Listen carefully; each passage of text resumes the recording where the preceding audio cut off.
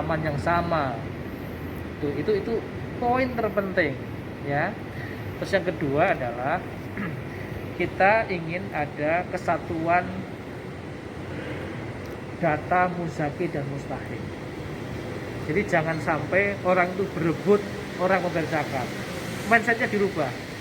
Mindsetnya adalah bagaimana kita menyiapkan sebuah aplikasi, sebuah sarana sehingga para muzaki itu punya pilihan terbaik mau kemana bayar zakatnya. Jadi masing-masing bikin inovasi supaya bayar zakat itu kenapa harus memilih ke tempat saya nggak ke tempat B. Itu yang kedua. Yang ketiga yang nggak kalah penting adalah bagaimana program-program kita ini adalah juga kolaborasi. Jangan sampai begini, ada tahu mustahik tau ya? Jangan sampai ada seorang mustahik yang dapat bantuan dari banyak lembaga zakat, tapi ada orang mustahik nggak dapat bantuan dari mana-mana. Itu namanya datanya nggak terintegrasi. Apalagi terus dapat bantuan dari pemerintah juga. Misal si A udah dapat dari pemerintah, dapat dari Basnas, dapat dari LAS 3. Si B dari Kemensos nggak dapat, dari Basnas nggak dapat, dari LAS nggak dapat. Ini masih sering terjadi kayak gitu. Maka hari ini pentingnya IT. Di situ kita akan pentingnya IT. Pak izin terkait blueprint tadi yang Bapak katakan tidak ada tumpang tindih. Kan sejatinya sudah di-launching oleh pemerintah terkait dalam tanda kutip IT dan juga one point center itu Pak ya. Nah, kemudian Bapak tadi mengatakan agar tidak ada yang mendapatkan lebih dari 2 kali. Misalnya contoh dari bantuan pemerintah baik dari Basnas atau dari mana. Nah, bagaimana mensukseskan itu Pak? Sementara untuk program itu tidak bisa langsung. Iya. Makasih ya Mas, poinnya. Saya bukan nggak boleh 2 kali Mas, tapi nggak boleh, bahasa saya nggak boleh ada ketidakadilan. 2 kali bisa jadi mungkin kalau sifatnya komplimen. Misalnya gini, dari pemerintah itu dapat untuk bayar SPP-nya, ya. Lalu lagi dari pemerintah dapat untuk bayar SPP. Tapi untuk hidup bulanan nggak dapat. Boleh dong dari Basnas kan boleh, ya kan itu namanya program melengkapi komplement. Yang nggak boleh itu adalah dari pemerintah dapat SPP, dari Basnas dapat SPP. Nah, bagaimana menjalankannya? Datanya kita satu, data kita juga ngambil dari Kemensos. Oke. Bukan ada kerjasama dengan pihak terkait. Bukan kita bikin data sendiri. Itu. Makanya program-program kita pun nggak boleh berdiri sendiri. Kalau kita programnya berbasis desa, kita juga harus bekerjasama dengan kepala desanya.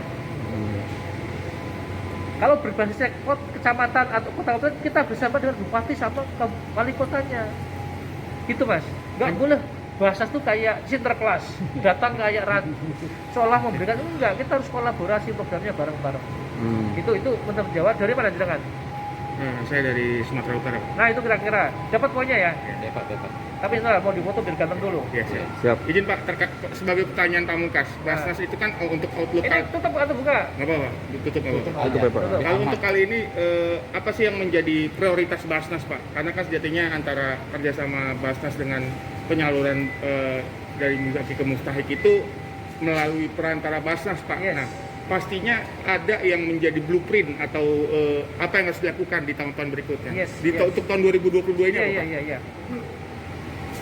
Jadi sekarang target yang paling penting di tahun 2022 ini adalah kita ada beberapa ya. Yang pertama adalah andalan kita adalah di sektor ekonomi. Bagaimana di tahun 2022 ini ada 400.000 orang yang semula mustahik menjadi muzaki. Itu dengan semua bahasa se-Indonesia. Kita akan bagi targetnya di mana-mana. Orang yang kita bantu yang semula itu penerima zakat, kemudian setelah diintervensi program Basnas berubah menjadi seorang donatur. Itu program utama. Kita targetnya ada 400.000 orang se-Indonesia. Nanti kita akan bagi-bagi di provinsi ini berapa, provinsi ini berapa, kabupaten berapa. Ini ya, satu. Yang kedua, program pendidikan tentu Bos. Karena selain ekonomi kan pendidikan. Kita pengen memberikan banyak orang kesempatan untuk sekolah. Salah satu adalah kolaborasi. Bagaimana yang sekarang pemerintah itu punya program beasiswa, ya, misalnya di bidik misi. Kalau tahu bidik misi nggak? Tahu nggak bidik misi? Beasiswa bidik misi untuk perguruan tinggi negeri dan swasta. Tahu kan? Nah, bagaimana kita menyiapkan orang-orang yang miskin itu supaya layak masuk bidik misi? Itu namanya programnya nyambung. Tahu LPDP? LPDP adalah beasiswa yang diberikan untuk untuk dalam tanda kutip penggunaan profesi yang diberikan pemerintah. Atau S2, S3 ya. Nah kita juga gitu, bagaimana kita menyiapkan mustahik dari keluarga kurang mampu ini bahasa Inggris yang bagus, kemudian bisa masuk program LPDP. Misalnya untuk sekolah ke Amerika atau Inggris kan mahal, tapi untuk sekolah harus lolos harus punya TOEFL. Nah kita siapkan TOEFL. Nah, itu programnya nyambung dengan program pemerintah. Yang paling penting tadi kamu ada yang aku lupa itu program yang penting lagi itu. Ada lainnya kamu kuat nih ya. Kita program 2020 membantu pemerintah dalam rangka mengurangi miskin ekstrim. Nah kita punya target 100.000. Mengentaskan orang yang keluar dari kemiskinan benar-benar yang nggak punya apa-apa, ibaratnya nggak punya sandang papan jadi punya. Siap. Ini target utama juga di tahun 2022. Ini sudah mendapat arahan langsung dari Pak Wapres. Ya, makasih banyak.